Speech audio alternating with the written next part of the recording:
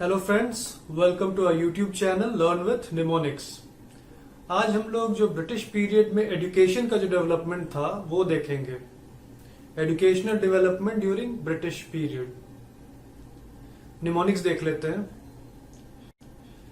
चाचा Macaulay wood hunted Indian sad hearted sergeant. चाचा Macaulay wood hunted Indian sad hearted sergeant.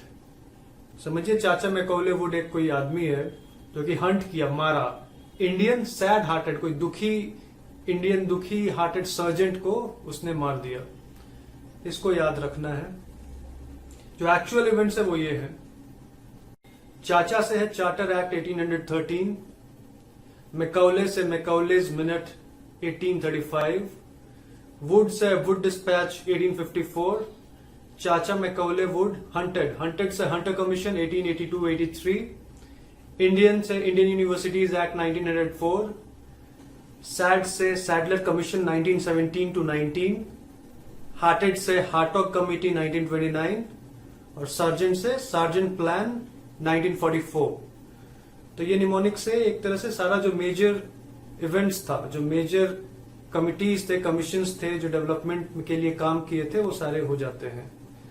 चाचा Macaulay wood hunted Indian sad hearted sergeant. चाचा से है charter act 1813। इस act में 1 लाख रुपीज पर एनम का प्रोविजन किया गया था फॉर डेवलपमेंट ऑफ एजुकेशन।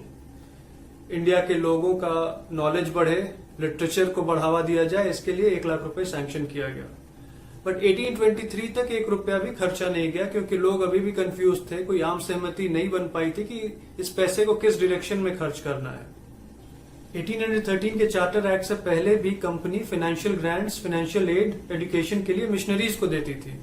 ये पहली बार था कि कंपनी डायरेक्टली एडमिनिस्ट्रेशन और मैनेजमेंट ऑफ एजुकेशन में खुद आ रही थी। चाचा मैकॉले से है मैकॉलेज मिनट 1835।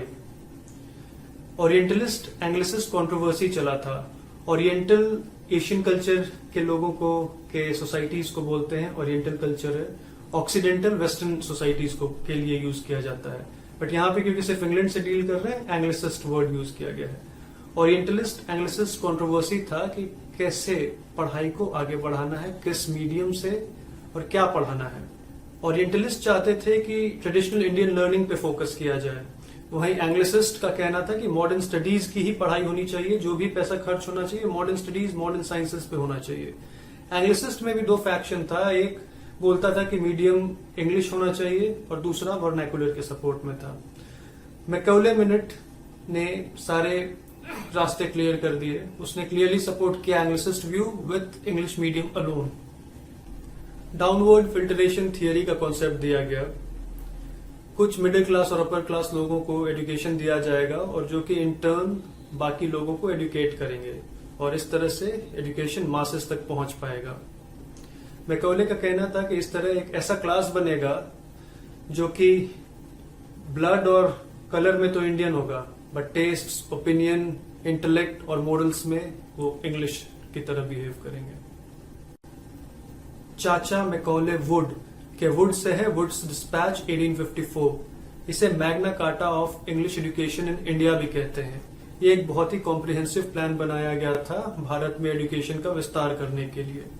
जो मेन ऑब्जेक्टिव थी वो थी कि इंडिया में वेस्टर्न साइंसेस, वेस्टर्न नॉलेज को बढ़ावा दिया जा सके, प्लस एक ग्रुप ऑफ पीपल को क्रिएट किया जाए जो कि नॉलेजेबल हो, पढ़े लिखे हो, उन्हें as a public servant use किया जाए। ब्रिटिश ब्यूरोक्रेसी बहुत थी, तो उन्हें कुछ पढ़े लिखे लोग चाहिए थे जो कि उनका काम देख सकें। एक और इम्पोर्टेंट ऑब्जेक्टिव था कि वोकेशनल ट्रेनिंग दें, जिससे यहाँ के लोग कुछ चीज मैन्युफैक्चर करें और फाइनली यहीं पे बेचा जाए, तो एक कंजम्पशन मार्केट भी क्रिएट हो जाए। डाउनवर्ड फिल्ट्रेशन थियरी को रिजेक्ट किया गया था। कहा गया कि ब्रिटिशर्स को, कंपनी को इंडिया के एजुकेशन की पूरी रिस्पॉन्सिबिलिटी लेनी चाहिए। स्कूल लेवल के लिए वर्नाकुलर्स को मीडियम ऑफ इंस्ट्रक्शन चूज किया गया, जो लोकल लैंग्वेजेस होते हैं। वहीं हायर स्टडीज के लिए इंग्लिश को as a medium of instruction recommend किया गया। लंदन यूनिवर्सिटी के तर्ज पे इंडिया के जो प्रेसिडेंसी टाउन्स थे वहां भी यूनिवर्सिटीज एस्टेब्लिशमेंट की बात कही। फोकस दिया गया फीमेल एजुकेशन, वोकेशनल ट्रेनिंग और टीचर्स ट्रेनिंग पे। गवर्नमेंट इंस्टीट्यूशंस में सिर्फ सेक्युलर पढ़ाई करानी थी, आप रिलीजियस इंस्ट्रक्शन उसमें नहीं दे सकते थे। और एक सिस्टम क्रिएट करने को कहा गया है ग्रांट्स का, जिससे कि प्राइवेट एंटरप्राइज भी एजुकेशन में आए और जिससे एजुकेशन फ्लरिश कर सके। चाचा मैकॉले वुड हंटेड से है हंटर कमीशन। 1882 में लॉर्ड रिपन ने हंटर कमीशन का अपॉइंटमेंट किया।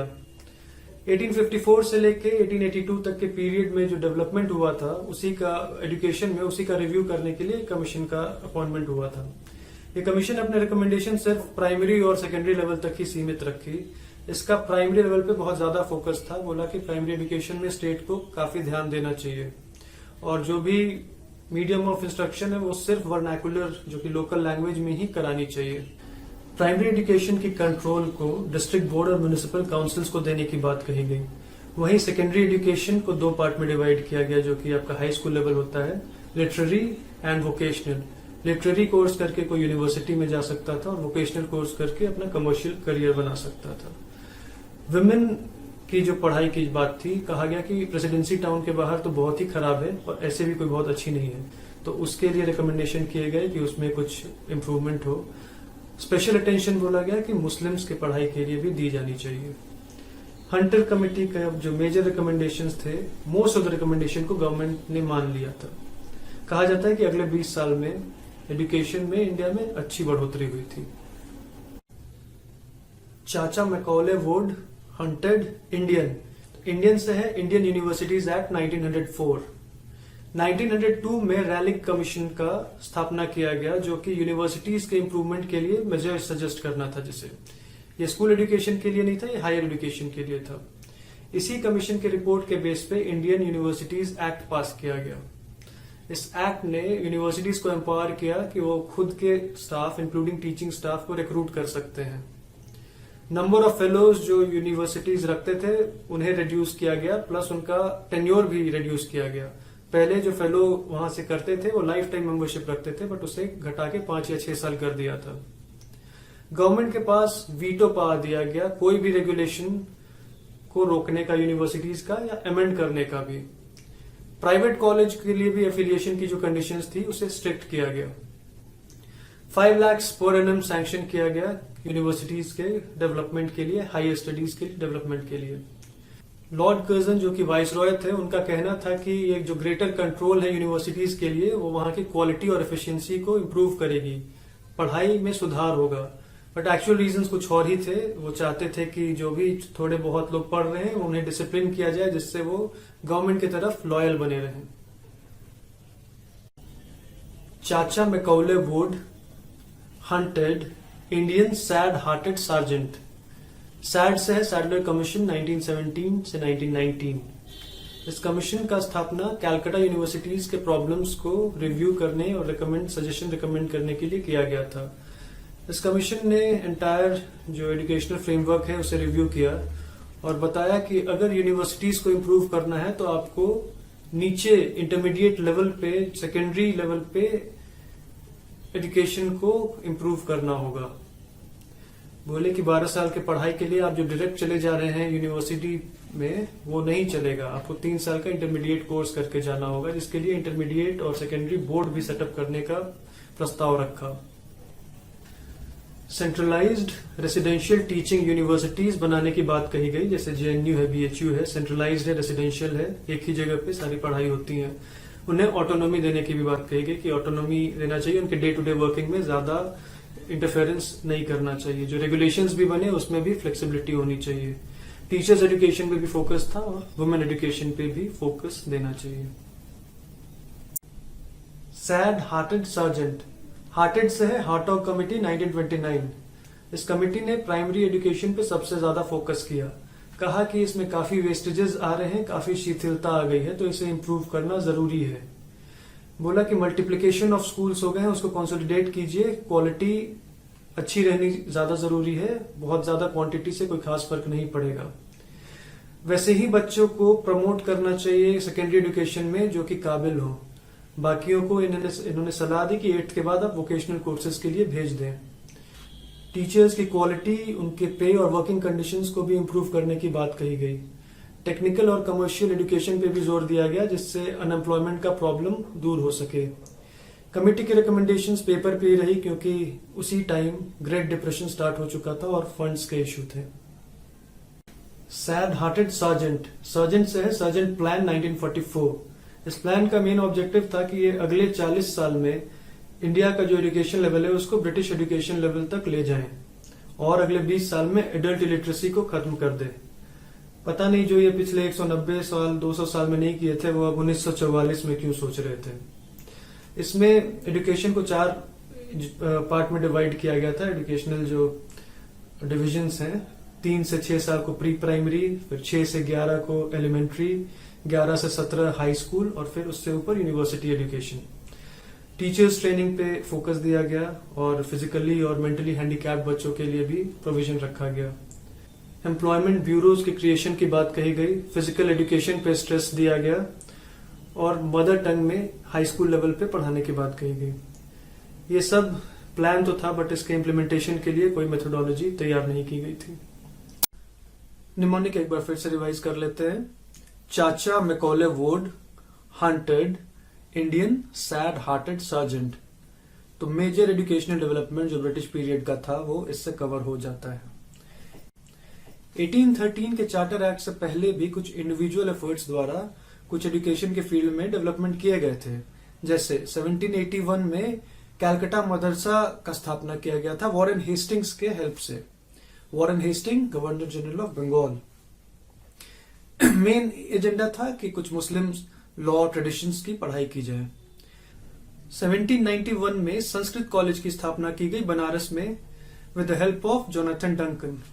हिंदू लॉज और फिलोसफीज को पढ़ने के लिए मेनली ये कॉलेज बनाया गया था। 1800 में Fort William college was established by Wellesley, Lord Wellesley, governor general of Bengal. ये सिविल सर्वेंट्स के ट्रेनिंग के लिए ये कॉलेज बनाया गया था, फोर्ट विलियम कॉलेज। इस बार के प्रीलिम्स एग्जाम में ये क्वेश्चन आया हुआ है। आज ही के दिन प्रीलिम्स था 4 अक्टूबर, आज ही हम ये वीडियो शूट कर रहे हैं। क्वेश्चन है कि लॉर्ड वेलेस्ली ने ये कॉलेज की, फोर्ट विलियम कॉलेज की स्थापना क्यों की थी कैलकाटा में। तो इसका यही आंसर रहता, टू ट्रेन सिविल सर्वेंट्स। तो ये कुछ इंडिविजुअल एफर्ट्स थे कंपनी के द्वारा। लास्ट में हम लोग देख लेते हैं Wardha scheme of basic education के बारे में। ये 1937 में आया था।